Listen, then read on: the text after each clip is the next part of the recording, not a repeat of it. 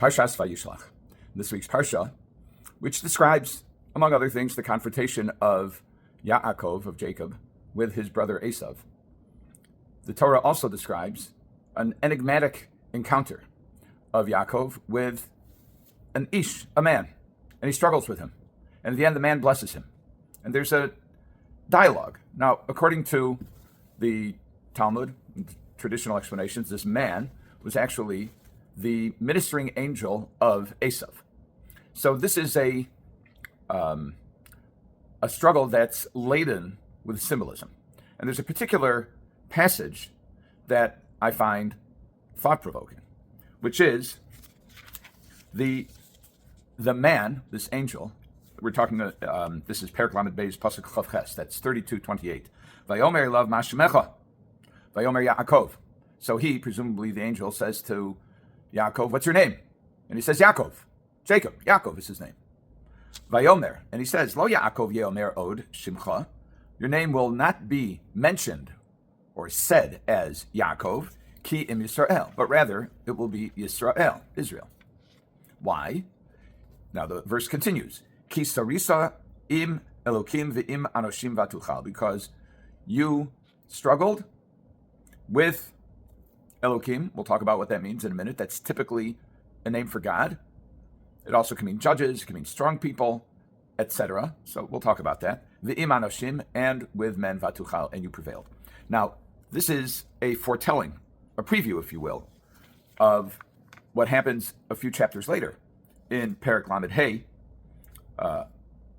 We're going to talk about Psukim Yud and Yud Aleph. Lamed Hey is 35, 10, and 11. It says, this is talking about in Pasuk Tes, which is 9. It says, Vayir Elokim el Yaakov od b'va'omi padan aram, vayvarchaso. And God appears again to Yaakov. This is after the angel had already told him that his name won't be Yaakov anymore, and the Torah is referring to him throughout as Yaakov. That's a question.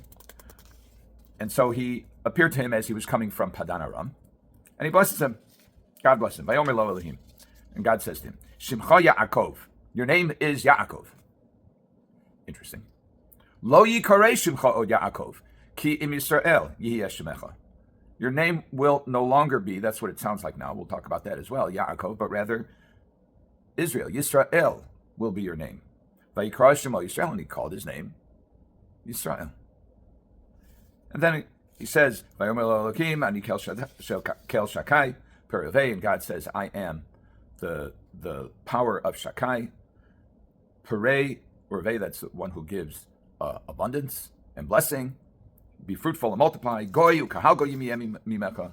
A nation, a group of nations will come from you. U'melachim mechalatzecha yetzeyu, and kings will descend from you. And then finally, ve'es ha'aretz asher nasati la'Avraham liYitzchak, and the land which I have given to Abraham and to Isaac, the land of Israel. L'cha etnena, I will give it to you. U'lezarecha acharecha tenes haaretz, and to your children, your descendants after you. And then the Torah continues to call him Yaakov. Vayatzev Yaakov Manseva. And in fact, God calls him Yaakov later on. So what's going on? We have your name's Yaakov, but it's not going to be Yaakov anymore. It's Yisrael. And the Torah and God continues to call Yaakov, Yaakov, rather than Yisrael. Now, let's put this in. Let's contrast this with the change in Abraham's name. In the name of Avraham, it was originally Avram. And then God says, V'lo yikarei. Now we're looking at Perek Yud Zayin, Pasuk Hey. This is going back to Parshas Lech Lecha, 17:5. V'lo yikarei od shimcha Avram. Your name will no longer be Avram. V'haya shimcha Avraham, with an additional Hey. And your name will be Avraham, ki av hamon goyim nesaticha, because I've made you as a father for many nations. And no longer after that, the very next verse or verses shortly after that, he's referred to as Avraham, and no longer, ever again, does the Torah refer to our forefather Abraham as Avram. What's going on?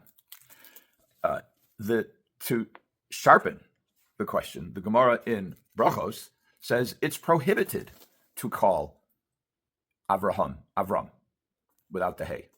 It's either a nullification of an affirmative obligation to refer to him as Avram, or it's actually a prohibited action.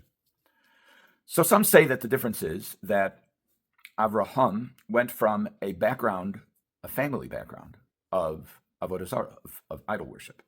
He had to be distanced from his past, whereas Yaakov was born into an illustrious family, the illustrious family of the time, maybe of all time, and his name Yaakov was a deliberate ascription of who he was at the time. Yaakov meaning hanging on to the heel, holder on, clinging, if you will, but he was raised in an environment of sanctity, of kedusha, and therefore there doesn't need to be distance between Yaakov's past. He's building on his past. He's ascending to the point that he rises to the point of Yisrael. As a matter of fact, the Medrash Tanchuma says that the Malachim understood even before the world was created that there would be Yisrael. And they say, is it Adam? Is it Adam? No, he falls. And is it Noach? No, he falls. And is it Avraham? Well, not all of his descendants stay on the path. Is it Yitzhak? Same thing. And we get to Yaakov. Yaakov gets it. And he gets it personally, and he also passes it on to his kids. So he gets the nod. He gets the title. It's the title of Yisrael. What's the substantive essence of this shift from Yaakov to Yisrael, and why do they coexist? Why does both the expression of the Malach, of the Ish, who previews the change, the divine change in Yaakov's name, and also God changing Yaakov's name, but it continues. So it seems to me that we really need to distinguish between a name as a person's label, his appellation, if you will, and his reputation. We know, for example, we say Bayom Hahu at the time of the final redemption, Yeah, Hashem Echad Ushmo Echad, that God will be one and His name will be one. God's not changing. His name's not changing. But the perception, the popular perception of God will change. And that's the shame. Keser Shem Tov Ola Gabeim, the crown of a good name, that's reputation. Or Tov Shem Mishem Tov, a good name is better than fine oil. It's a play on words, but the point is that Shem, Shin Mem, can mean a formal name, an appellation, can also mean a reputation. So what we're talking about here is a mark of growth, of maturity, of reaching a certain level that apparently had not yet been met previously. And there are different translations of what does, as we alluded to before, Kisarisa im Elokim v'im anoshim batucha. You struggled with Elokim and man, and you prevailed. So the Targum Yonason says, Is ravt im malachayot Hashem v'im guvraya. Says you have struggled with malachai Hashem. We typically translate that as angels of God. More precisely, I learned from my Rabbi, Rav Ahron Soloveichik, it's the agents of God. And in this world, most of the agents of God, at least that we can see, are the forces of nature. And according to Targum Yonason, the verse is saying that Yaakov has struggled both with his environment and with people, both hostile, and has prevailed. And this power of persistence gives a character, or develops a character, demonstrates a character of the ability to overcome. Yaakov connotes a subordination. And the Seforno says that this is actually referring to qualities that will come to their ultimate fruition at the time of the final redemption, which is that throughout the periods of exile, the Jew has to survive by being subordinate, by being submissive, by being clever, by doing what he needs to get by.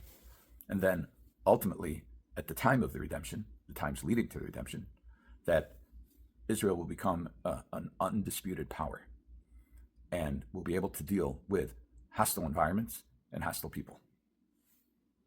In contrast to Targum Yonason, the Targum Onkelos translates the verse as Arei Rav Ravas Kadam Hashem v'im guvraya v'yochot.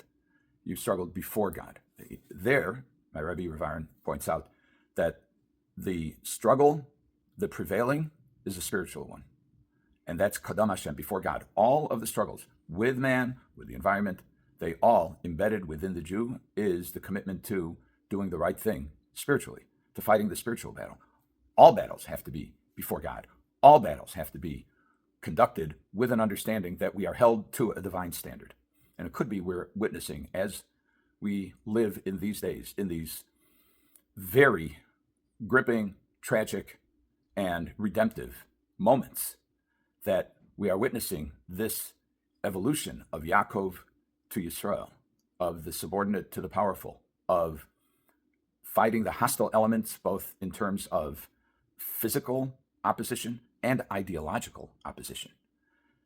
And Israel, connotes the power to struggle, to have moral clarity, and to prevail against the enemies who would do us ill by struggling always before God. Have a good Shabbos.